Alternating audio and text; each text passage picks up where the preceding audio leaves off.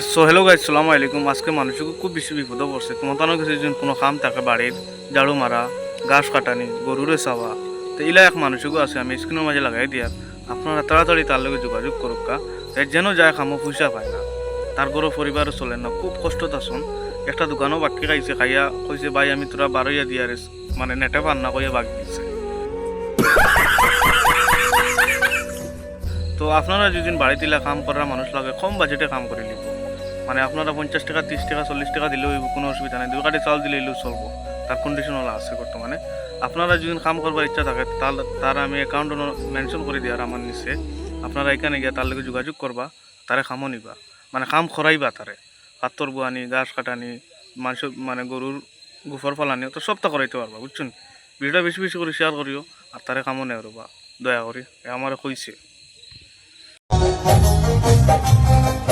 তুমি উঠো